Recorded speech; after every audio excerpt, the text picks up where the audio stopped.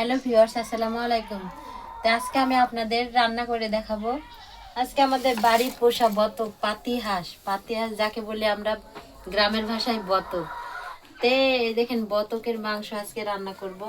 তার জন্য আগে আপনাদের দেখাই খাঁটি সরষের তেল। আমরা কিন্তু খাঁটি সরষের তেল তরকারিতে পছন্দ করি খেতে। আর আমি রান্না করব আজকে মাটির চুলাতে, মাটির কড়াইয়ে মাটির চুলাতে রান্না করব। আর মশলাগুলো আগে থেকে সাজিয়ে নিয়েছি। আগে থেকে মশলা সাজিয়ে নিলে কি হয়, যে প্রতিটা মশলাই সমানভাবে পড়ে। আর না হলে একটা একটা করে মশলা দিলে মানে আপনার সেইভাবে পড়ে না। তাই আমি সব আগে সুন্দর করে গুছিয়ে নিয়েছি, তারপরে আমি রান্না চালাবো। বন্ধুরা, আজকে আমি আপনাদের দেখাচ্ছিলাম মাটির কড়াই রান্না করব বলে। কত শখের আমার এই কড়াইটা, কত কষ্ট করে নিয়ে এসেছি। দেখেন চুলাতে দিতে না দিতেই এই যে মধ্যে থেকে ফেটে গেছে। তাই আর কি করার, এতে আর তো রান্না করা যাবে না। তার জন্য আমি আরেকটা কড়াই নিলাম। শুকনা মরিচ দিব। শুকনা মরিচটা দিলে আপনার আমার মনে বলে ভালোই লাগে, কালারটা দেখতে সুন্দর লাগে। পেঁয়াজ দিই।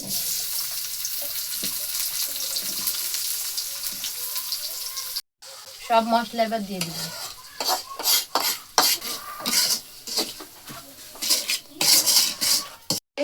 এবার আমি মাংসগুলা দিয়ে দিই। বিশেষ করে মাংসর ভিতরে আলু যদি না দিই তা আমাকে ভালো লাগে না। আমাকে মানে মাংসের চেয়ে মাংসের আলুটাই বেশি পছন্দ হবে। তা আপনারা কেউ কোনো কিছু মনে করবেন না, আমি মাংসের ভিতরে আলু দিলাম। আলু না দিলে কিন্তু ভালো লাগে না।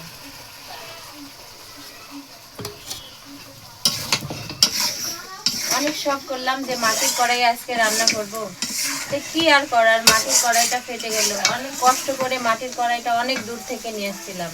তা আজকে আমার মনটা কড়াইটার জন্য একটু খারাপ হলো। তো কি আর করা, ভাগ্যে যেহেতু নাই আমার মাটির কড়াই রান্না করা, সেহেতু এই কড়াই রান্না করি আজকের মতো।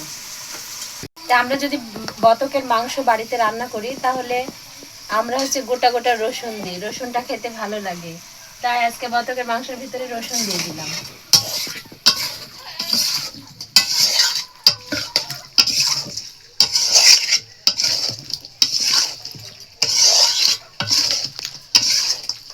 তা অবশেষে আমার বতকের মাংস রান্না শেষ। এবার আমি ভাজা গুঁড়া মশলা দিয়ে দিব।